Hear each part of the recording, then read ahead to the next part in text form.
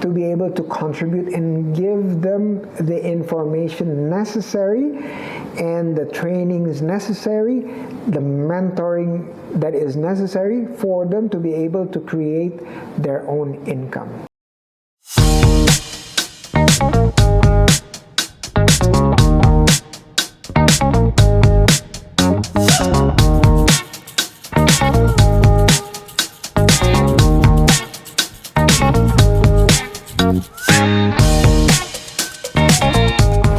Hi everyone, welcome to the Seven Stone Podcast, your partner in growth.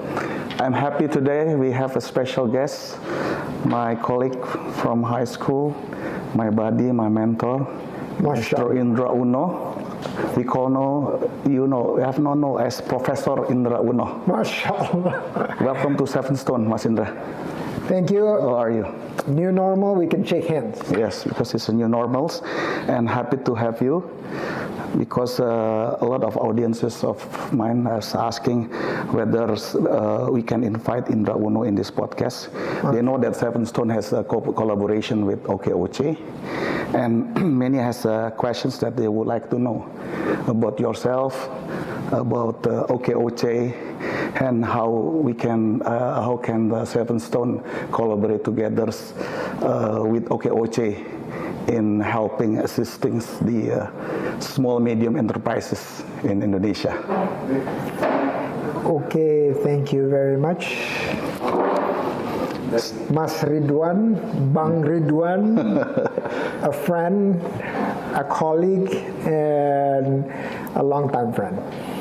Thank you for having me here. It's a pleasure. It's a pleasure. My pleasure. Inviting me to this podcast of yours, and we're speaking English, right? Yes, because we, beside the Indonesian audiences, we have also English audiences, expats, because basically Seven Stone is PMN, and they have a lot of foreigners who are following this podcast. So I think it's a very good momentum to having you here to discuss a very hot topics about the small medium enterprises. But first of all, I would like to start first with the OK OCE. Okay. Yeah. You are the co-founder of OK OCE, together with your brother, also my colleague from high school, Om Sandi, brother Sandiaga Uno, Pak Minister Sandiaga Uno. Very proud to have you both Uno family here as friends of Seven Stones. My first questions, Mas Indra, because I have been following you for a long time, and then previously you also involving much on the human resources activity. You are also a mentoring, actively lecturing in the universities. I think it's a part of your passions also to bring a good feeling to the peoples. And then I think during the before the elections in DKI for the governors, Pak Sandi and yourself founding this OK OCE movement. Can you tell me a little bit the story about how this OK OCE was built? What is the motivation for you with your brother to set up this movement? We call that movement, not organization. Yes. We call it movement. Yes, more of a social movement rather than an organization per se. But you have two questions, and I will answer the first one first, which is how can Seven Stones be in collaborations with OK OCE social movement to further develop micro, small, medium enterprises in Indonesia? The answer is very short, that you have the necessary network for the micro, small, medium enterprise to flourish, to develop. The network consisted of the knowledge, the skills, all the way to the market, and also all the way to capital. Now, this is very rare, and all of that I find in Seven Stones Indonesia. So that's how you can help, and that is a big, big help for the micro, small, medium enterprise in Indonesia. That's the first question of yours. Number two, many people, even myself, I forget that I was trained and educated as an aerospace engineer. Yes, I know that. So a long time ago, I used to be an engineer, an aerospace engineer, designing airplanes in Bandung. But soon after I get involved, I see making a product, especially a high technology product, requires the integrations of a lot of skillful and knowledgeable people. And not to mention different characters and behaviors within those peoples. And not only their knowledge and their skills that are very important for designing high-tech, this aircraft, one of the early aircraft that use fly-by-wire, flying airplane without the cables and stick any longer, but using electric signals to move the airplane. Now that's fly-by-wire. So this is sophisticated, high technology product. But the most difficult part is in managing all these hundreds, thousands of skillful laborers into one single best product that we can. And when you manage, you don't manage the skills, you manage the people, the characters. And managing characters requires a very strong, deep understanding and passion about human resource. That's how I went into the human resource development area in the first place. And secondly, the movement got its idea from a foundation founded by my parents in year 2000, right after the 98 crisis. At that time, we saw a lot of students, especially college students, were in the brink of being dropped out or not being able to pursue their study anymore just because the economy went down, lots of jobs were lost, income were lost. So we thought that a scholarship from the foundation, which is called the Ridwan Uno Foundation, after my mother's name, got started. But later on, it transformed into a scholarship that is solely dedicated for entrepreneurs. Why? Because we think all the young people, the youth, needs to be independent. In what? In creating their income, either by working with people or creating a business and earning income, thus creating a job for themselves. Now, that later on transformed into the social movement because we cannot just do it ourselves.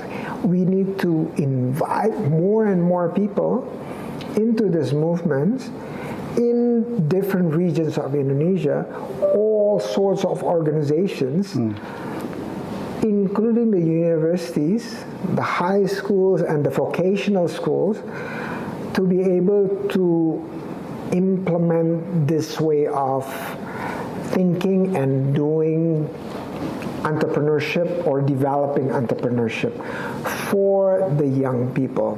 And we know exactly in Indonesia right now, our unemployment rate for the youth between the age of 15 to 24 is the highest in Southeast Asia, around 17 to 18%. annually, youth don't get jobs. So the background that we feel that we are called for is that whatever that is within us, the knowledge, the skills, the experience, the network, we want to ensure that is put into a program, and the program can be replicated everywhere in Indonesia and also elsewhere with different people, and we encourage them to do a what you call a community approach, because with community approach, that means everyone owns the movement, and that is what I think the key, most important ingredients, that everyone feels that they are responsible for their immediate family, their neighborhood, and their region, to be able to contribute and give them the information necessary and the trainings necessary, the mentoring that is necessary for them to be able to create their own income. So that's why I see on the website, yeah, Mas Indra, both you and your brother also mentions that this movement is not owned by you and your brother, but it's owned by all the community. Yeah? And then the ending goal of this is to, at the end of the day, to eradicate also of poverty, create more job creation for the peoples, for the young peoples, which is always becoming, I think, always becoming your passions. But of course, in achieving that goal, Mas Indra, you have a movement, you do also an activities. And doing activities, of course, you need funding, because any organization in the movement, either it's in socials or in politicals or in business, they need some engines of fund to make the activity can turn around. How you manage to overcome these challenges of these fundings? Because basically this is just, as you mentioned, this is a social movement with a very good target, good ending goals. But again, funding is always becoming an issue. So far, can you share with us how you are overcome these situations, which is very classics?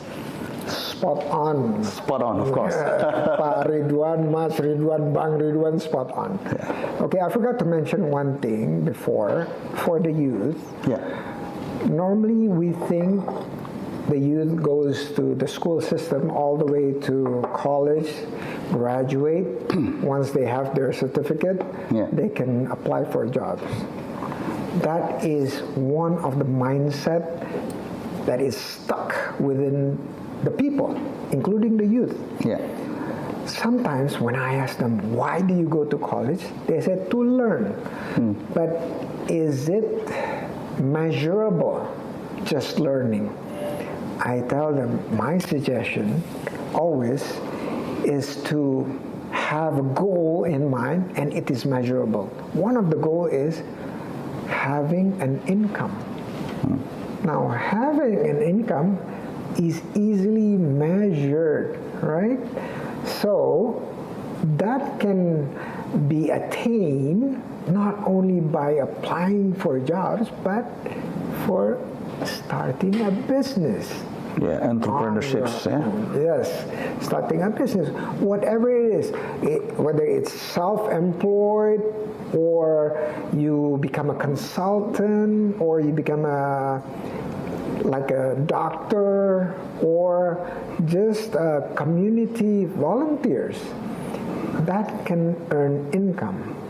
Now, what we introduce is that there is another alternative towards applying for jobs, which is go into our trainings and have a mentor and start your own business.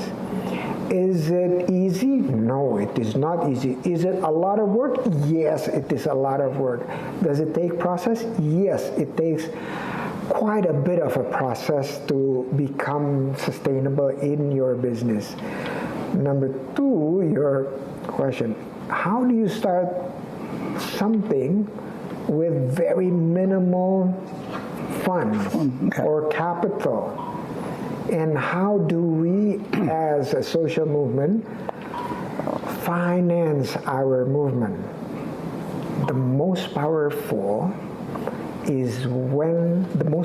thing is when people feel that they own something, they will use their own resources to make sure whatever they have stays, survive, grow, and keep on growing. That is the most powerful and important thing. So when we say, hey, this movement doesn't belong to just me and my brother, it belongs to the whole Indonesian people. Why? Because you can feel the benefit. You can get the benefit right away. How is that? Because your immediate family can benefit from having the knowledge and the skills inside the family for them to start something on their own. So the collective people that comes into the social movement are volunteers. When you are volunteers, you dedicate your time, you dedicate your thinking, your thoughts, and even you put in some money, not for the organization, but to make yourself operational. For example, the cell phone needs what we call quota, right? Yeah. And that, who pays for that? You yourself pays for that, right? Nobody needs others to do that.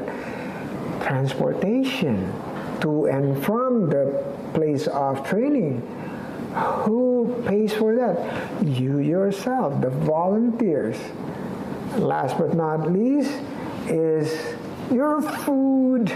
When you do the training, mentoring, you need to eat to have the energy. Who pays for that? You yourself, the volunteers. So if you see a social movement and then it is funded by an outside, is it good?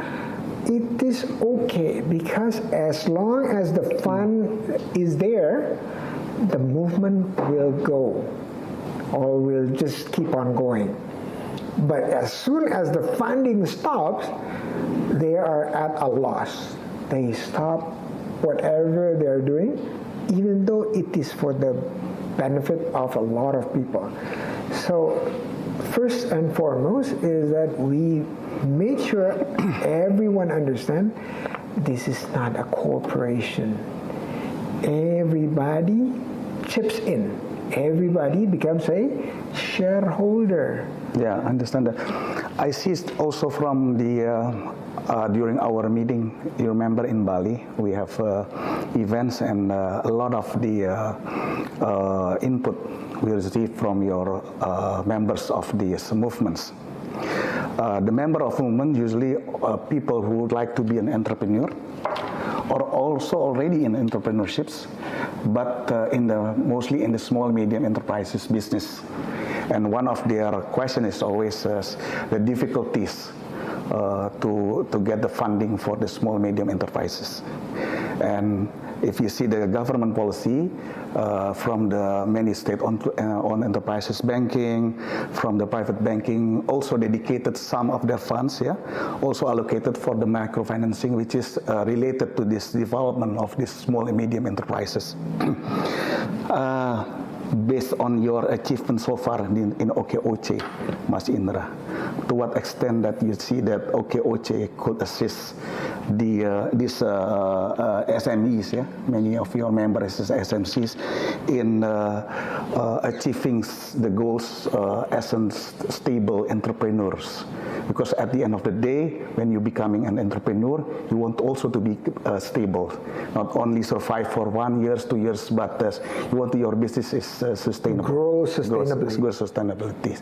And this one of the issues they always say is, oh, well, SMEs is good, SMEs is a very potential business, but well, we are always have very difficulties when we have going to the bank, we are looking for fundings, and they said that this is not bankables, the business. How you overcome these challenges to give motivation to your members of these movements to make them still have the passion that this is we can overcome this. Very good question. No wonder he's one of the smartest guy in high school. Also in college. Always ask difficult questions. Hopefully I can address it. In OK OCE, the heart of the OK OCE, the heart of the movement, is that we have a curriculum. And the curriculum is what we call the 7 TOP. 7 tahap OK OCE menuju prima. Just like 7 stone. Right, just like 7 stone. Because 7 is a proxy for something very large. Yeah. Now, the 7 steps is just like in school. Yeah. Like in primary school, you have first grade, second grade, all the way to 6th grade, right? Yeah. Now we have 7th grade. Now the first grade is always data collection, and then we have the training, all sorts of trainings. Yeah. And the 3rd one is mentoring. The 4th one is permit and licenses. The 5th one is access to larger online and offline market. The 6th step is the better bookkeeping. So we are preparing ourselves for an injection of capital if there is needed. And the last one is what we call access to capital. Yeah. Now, why do we put access to capital, not the first one, but the last one? We analogize that building a business is like building a house. And the first thing that you build in a house is the foundation of the house, and then the pillars of the house. And then the last but not least are the roof. Now, roof is what we call in business a liability. It's heavy. It needs to be supported by a solid and strong structure. So, a roof, we analogize the roof as the capital for the business. For what? Not to start the business, but to scale up the business. Because we want to put more capital when the foundations and the pillars are there. So we don't want to put the capital to something that isn't solid. What happened, we know from the track record, lots and lots of funds or capital poured into the small micro enterprise just didn't develop the business. And on the flip side, they sort of just finished the funds and stay the same and ask for another fund, and then ask for another fund. So that practice isn't sustainable because they lack the knowledge and skills to manage the company or the business. Maybe they can make the best fried rice there is, and it is sold to everyone and it's famous, but making a fried rice and managing the business of selling fried rice are 2 different things, right? So we are there to mentor people so that the business of selling fried rice becomes sustainable, not only just making the fried rice. Now, they start their business always from their own funds or with their immediate family's funds or their best relatives' funds or their neighbor. Because why? Because those people that are putting or chipping money in, they know the characters of the guy starting the business. They know them from 10, 20 years ago. Whether this guy is honest, hardworking, and responsible, also accountable, they know that. They don't need a private or another institution, financial institution, to do due diligence on their characters. Yeah. And because this is micro and small, medium enterprise, they don't have the books to show it. So they need to go to the people closest to them. That's how people start. And another fact, you mentioned Bali. In Jakarta, we work together with the government of the city of Jakarta, DKI, all the way to the access to capital, which is provided by their own bank, which is the Bank DKI. Out of the 300,000 people that went into training and mentoring, guess how many that applied to Bank DKI for capital? Less than 5,000. Less than 5,000? From 300,000. Because of what? Lack of the confidence that they are feel that they are not bankable, or any other reason for that? We asked them why. They said, first, we want to grow from our cash flow. We're not comfortable with doing with base banking, yeah. So borrowing from the bank. We don't feel that a debt is something that I can sleep with at night. Yeah. Right? And which is okay, and it's a perfect answer because it's for them a perfectly acceptable answer, because for them it takes time also to be comfortable with funding from outside structure, right? Yeah. And working with others.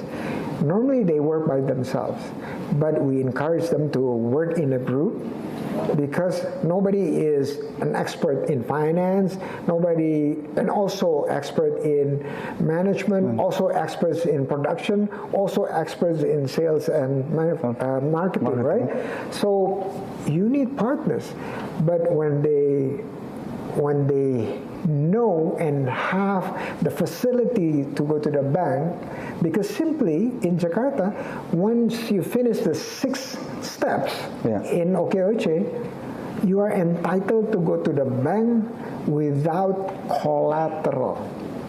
You can just give your certificate that I have attended OK OCE and says, I need 5 million rupiah for my business, or 10 million rupiah for my business. Some do, most don't.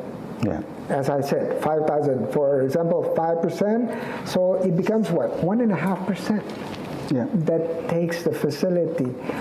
So I think when people know how to run their business, they can grow sustainably their business from their cash flow. Some, maybe 2%, wants to scale up, goes bigger and bigger and bigger. And those are the ones that we and Seven Stones need to figure out how to prepare them mentally, and also prepare them to have access to bigger funds or capital. Yeah. Because Mas Indra, access to the capital is one thing, yeah. As you mentioned that some numbers of your entrepreneurs, members in the movement, doesn't want to go to the bank because they don't want to have a debt. But to have a very stable and sustainable business, you need to have a very good handling in your financial reports. So whether you go to the bank or not, you still need to have, let's say, you have a bookkeeping, you have do some financial report. Very important, because you understand the business, you understand how to run the business, but you need to also to understand how to run your cash flow. And in my experience, I always use this kind of approach between need-based and comply-based. If you do the need, the financial requirement, yeah, you do financial report because you just want to comply, it's not sustainable. But if you do that as a need base because you need it, surely it will be comply. So we are always trying to bring this approach to everyone, not only to the corporations, but also to these entrepreneurs, that you need to have at least a very standard financial report in order to run your cash flow very well. Because at the end of the day, that's why we need 7 stones. Yeah, that's one of the part that I'm going to go to that part. But I agree that the 7, what do you call that? The 7 step before? Yes, the 7 steps. 7 phases. The 7 phases, yes, the 7 tahapan, yes, stages in order to you get pass at the end. The 7 is access to the capitals, and that's the things that need collaborations. Sure. In your experience with the OK OCE, any other corporation maybe in Indonesia who also collaborate with OK OCE in supporting OK OCE activity, or also providing the corporate funding, either in terms of in the form of CSR or any other form like very soft loan, some things. Is that happen also in OK OCE? It's in the design, and you are the first. Yeah. So 7 Stones in Indonesia is the first corporate based funding that will be introduced to OK OCE. And we have some ideas on how to do it, because we've worked with financial technology, fintech before, and also with the cooperatives before, peer-to-peer lending also, but as a corporation, you're the first. Yeah, that's why one of the themes that I'm trying to search when I have planning to have you as my guest is about these frameworks. So the theme, I call it the searching the financial framework to support the microfinancing for the SME in Indonesia.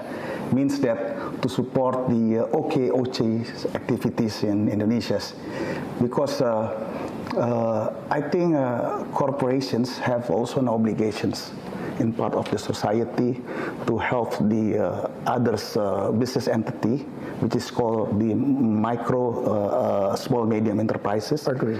Also to grow together with the corporation. It makes the economics more stronger, because all the pillars within the society has growing up together and achieving the target's goals. Agree. And the corporations have their obligation, they have their own parts in the Indonesian economics. The small medium enterprises, now I think is the right movement, the right time to also the playing part in the society. So the whole society as a whole is grow together and becoming rich together. Agree, totally agree. I may add one statistics to that. Yeah. Indonesian economy is 14,000 trillion. Yeah. 60% of that, which is 8,000 something trillions, is contributed by the micro, small, medium enterprises. So very rightly put and said that corporation or big corporations is 40% and micro, small, medium enterprises 60%. So it is the backbone of Indonesian economy. Agree, totally. Yeah. And throughout our collaborations, we would like to sit down together with the OK OCE to setting up the very suitable frameworks. Because in banking, you have this microfinance framework from the banking side. And then banking is a very conventional, conservative, rigid, very rigid, regulated. Very regulated. And I think in order to supporting these small medium enterprises, we need to have a breakthrough. Also on the breakthrough on the framework of finance. So a part of the involvement of the corporations, but also the corporation can provide suitable and simply frameworks that could be easily understood by these entrepreneurs, that makes these frameworks not becoming a burden for them, but they becoming a part of their ownerships, that through this funding they will also work together, because they know that this funding is helping them. And through my experience, nowadays, many entrepreneurs in these small medium enterprises only seeking banking as their only source of fund. True. I think it is also a good idea throughout our collaborations to give socializations to these entrepreneurs that we can we can setting up another frameworks of fundings for this kind of business. Agree, totally. So my suggestion is that to attack these challenges head on, Seven Stones and OK OCE collaborate into specific mentoring of stage 6 and 7. Yeah. 6 is where you do the books well, the bookkeeping, pelaporan atau pencatatan keuangan, and then move to stage 7, which is the access to capital. So in this way, when we mentor, say for example, 10, 20, 30, up to 100 or even more, then we can feel the bulk of the challenges, and we can then devise a framework to become a solution for the challenges that we are facing or they are facing. So my question to you is, how much time in a week that you want to allocate for mentoring the micro, small, medium? I think we, as part of our collaborations, and I have also briefed during the event in Bali that we are committed as a business entity. Of course, we are also looking for business targets, looking for revenue, income. I think it's common and it's a natural target for a business entity. But as a business entity, we have also a social obligations. These social obligations cannot just value in form of how much money that we can give or we can provide to this movement, but also how much time that we can allocate to teach, to mentoring these entrepreneurs to develop their, in my part, the financial skills, so they can overcome this challenge number 6 and number 7. Okay, so in that case, I only ask about how much time, because time is a resource that is priceless. Exactly. There is no price to it, right? That's why I said, maybe if you equate one mentoring session, let's say for 1 hour, so in 1 week, can you allocate about 40 hours from 7 Stones? So 40 mentees can be mentored. Is that possible, or even more, because you have more than one? Yeah, I think it's possible to manage. And then through this business entity, through 7 Stones, we have a number of strategic partners. Our founders from 7 Stones, we call that Terry, Pak Terry Nielsen, is basically he's based in Bali. He's also well known amongst the expats in Bali, and a lot of links to very strategic investors, not especially from the Nordic countries.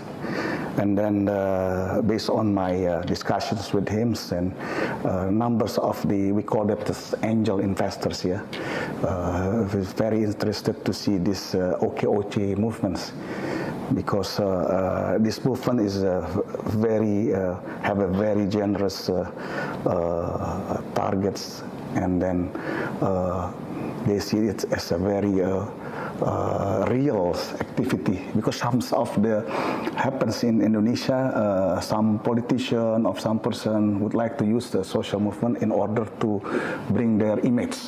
So we call it istilahnya apa in Indonesia untuk branding. Pencitraan ya. But branding purposes. At the onset, Mas Indra, many feel that this is also a pencitraan, because this OK OCE has been setting up not far away from there will be a governor election in DKI. Right. But toward it ends, we see that many development happens, and even though at the time now Pak Sandy is not the vice governor anymore in DKI, he is now the Minister of Tourism, this movement is still going on, and still stronger, and you are leading these institutions. If you can tell us a little bit about this OK OCE, because mostly people know OK OCE only operated in DKI. In Jakarta. Okay. Notice how so far the distributions of this movement. Is there only in Java, or are you also expanding to other area? And how do you do that? How's your scheme to broaden your institution? Ever since we started with the foundation, our Uno Foundation, we always wanted to replicate our approach to other organizations in other areas in Indonesia. And with the foundation, it was a little bit difficult, because the foundation take the approach of almost financing everything, every facilities or every events, and every scholarship recipients. So we modify a little bit in 2016 to become a movement, a social movement, where everyone volunteers, and we created sort of like 3 layers. First layer is the OK OCE Indonesia, which is responsible to create the framework, the 7 stages, the 7 top, and to do trainer continuously to the second layer. The second layer is individual organization, or we call it community mover. And the communities, right now we have almost 200 communities from Aceh to Papua. Okay. And the demography, or the population of the members, are close to 300,000 in DKI itself, or Jakarta, and the rest are distributed in West, Central, East Java, and Sumatra, and a little bit in Sulawesi, and a little bit in Kalimantan. Very few are in Papua, maybe 1 or 2 communities, but the rest are located where the most population is, which is in Java Island. Yeah. So we think with the first layer and the second layer, then we can reach the third layer, which is the entrepreneur themselves. The wannabe entrepreneur, or the entrepreneur that wants to scale up. So the thing that they need the most, we think, out of the 7 stages, is the part where we call the essence of the movement, which is the training and mentoring. Yeah. And if you have to squeeze into just one essence, it is the mentoring. The mentoring. Because the mentoring is not done by current organizations, let alone the governments. They only do the policies, they do the programs, but afterwards, they don't do the mentoring. Now, we need to build a movement based on mentoring because business takes a long time, even generations. And mentoring has to stay with them all those time because business needs to grow all the time. Not only the first 3 months, 6 months, 1 year, 2 years, 3 years, but the entire life of an entrepreneur themselves. So a company needs constant mentoring. Even a company the size of 7 Stones Indonesia, it still needs mentors. Not only 1 or 2, even you have experts, right? You have advisors, you have consultants. You, of course, you pay for them.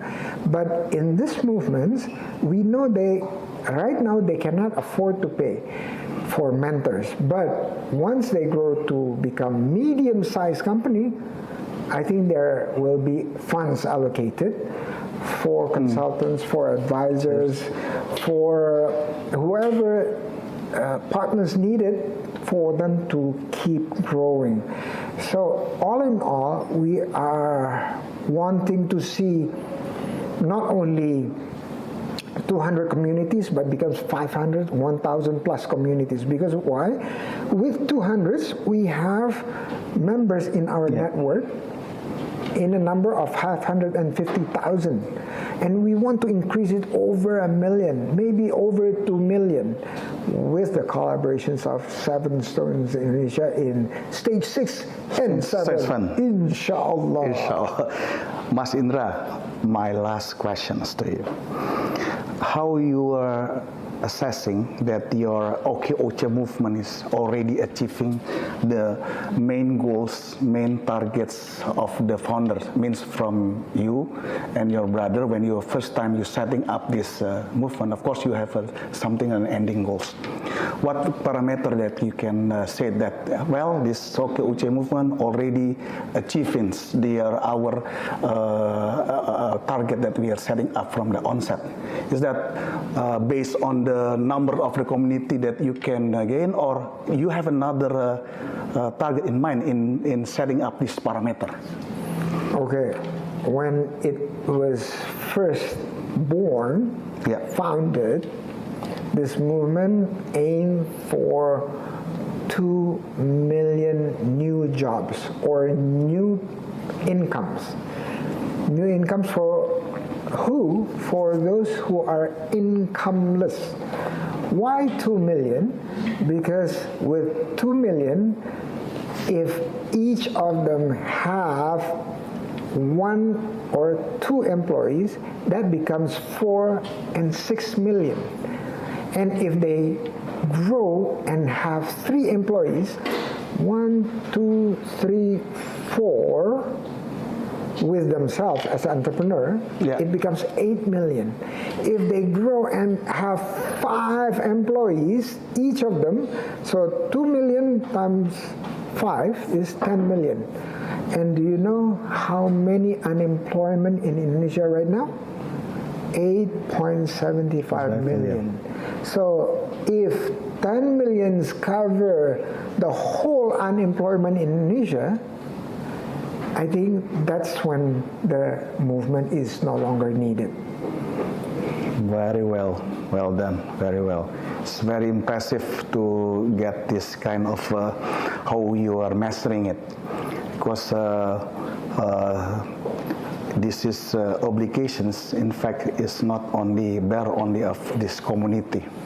This is an obligation that under all the stakeholders of these Indonesians, these so-called institutions, not only the governments, but also the corporate sides, the academicians, everything has to be collaborated together. But through this social movement, I think is a very good example of proven that even without the corporate, I mean, you don't have any exact funding, but you're more likely with your spirits. You can volunteering. Volunteering, you can achieve in some things.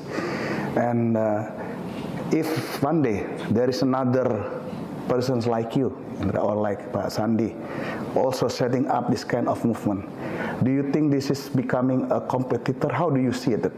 If they also, well, this is very well scheme, very well prototypes, and then I would like to do the same things like this, and then they make it also again with this kind of second OK OCE, but this with the different names. How do you see this if there is another movement like this happens throughout Indonesia? In fact, we want to invite as many people as possible to replicate this, because everything that OK OCE owns, the intellectual property, the curriculum, the trainers, the mentors, they are not copyrighted, but they are copyleft, which in other words says everything is to be disseminated to everyone, because the more people hop onto this movement, the better it is. And we are thinking not only for Indonesia, if it's good for humankind, so be it. Take it everywhere in the world that you want, and we would love to collaborate and grow next generation social entrepreneurs for OK OCE or organizations that are similar to OK OCE. Okay. My second question, because it's very interesting, and you raised one point that I'm very interested to touch it. Because this movement has been proven, and that's becoming a social model that could be copied by the other institutions. Toward this journey of yours, OK OCE movement, how's the government's support to this organization? Are they also seeing this as a very good partner for the governments to be involved in supporting the activities? Because at the end of the day, government is also one of the major stakeholders, for the successful of this entrepreneurship movement. How is the government's response to this community? Okay, I forgot to mention that so far, other than the 200 communities that were collaborated so far, we also have about 44 universities and diploma schools that are engaged with us, and also about 15 governments, 15. So other than DKI Jakarta, we also collaborated with West Sumatra, Sumbar, also with Kerinci, Kabupaten Kerinci, also with Jember, and other local governments. And our approach with them is that, you know what, you don't have to name this OK OCE. Just use whatever name, or even for your own regional, for your regency, just use whatever. We are here to assist and to provide communities of trainers and mentors for you to use. And because if you do that, because Jakarta has worked, then you can reduce, at the end of the day, poverty in your local regions. So we would like to work with more local governments, not only 15, but we would like to have more. And this is where you come in, because working with the government takes time, different mindsets. So, and it takes some sort of a demonstration that it is working, because different governments, yes, they say they will collaborate, but it's not too easy to communicate with each other. So we become the middle person there to distribute all the trainers and mentors from one region to another region. And hopefully Seven Stones Indonesia can invite the Bali government, local government, not the provincial level, but the regional level, to use this approach and not even use OK OCE as the name. Yeah. Well, Mas Indra, it's a very enjoyable discussion I have with you on this OK OCE, small medium enterprises, entrepreneurships, a lot of informations, knowledge that you share throughout this podcast, and I'm confident that our audiences in Seven Stone Podcast is very happy to receive your pencerahan on this in this event. Amen. And hopefully, it's also encouraging us, the Seven Stone, to do more collaborations with you in providing the, as I mentioned on the themes, the best frameworks, financial framework for these small medium enterprises. So in the future, small medium enterprise entrepreneurships not only depending on the conservative or the conventional funding scheme, but we can provide also with the options that matching suitables where the needs. So something like a tailor-made funding process. And in doing this tailor-made funding process, we cannot do just with theory. We just setting up a tour or something and then give it to them. Let's use this. We need to sit together, understanding the business and creating the framework that matching to their business. I think it's one of the key for the successful of the small medium enterprises. Not doing just only the standard one, but also creating the framework that's suitable for each business of the entrepreneurs, because each business have different characteristics. And we need to provide more time in understanding this kind of business. Challenges, yes. Yeah, that's the challenges. That's why you said how many hours that you can allocate, because it is very important to sit together in doing this tailor-made frameworks. Okay, I know exactly what to do next, and what we will do next together is to recruit mentees. Yeah. And open it nationally in Indonesia. We will broadcast it in social media. Seven Stones with these resources will recruit mentees. Excellent. Maximum what? 40 at a time. Oh, very, very, very good target. Okay. 40. Well, thank you. Everyone, we are very happy today. We have a very good opportunity to meet Professor Indra Uno. We call that Mas Indra Uno. We have a lot of pencerahan today, and I hope you are enjoying this podcast, because it's always becoming a pleasure when somebody with a different knowledge, with a different experience, also sharing the experience through this kind of media. And podcast, I think, one of the media that we can share to anybody with a very good purposes. Thank you very much for coming to this podcast. My pleasure. Acara, Pak, and hopefully you are always welcome if one day we invite you again, or members of your OK OCE, or even the co-founder of OK OCE, Pak Sandi Uno, to join maybe one day in this podcast. Thank you very much, Pak, for your times. It's a pleasure meeting you. Thank you. Thank you. Terima kasih.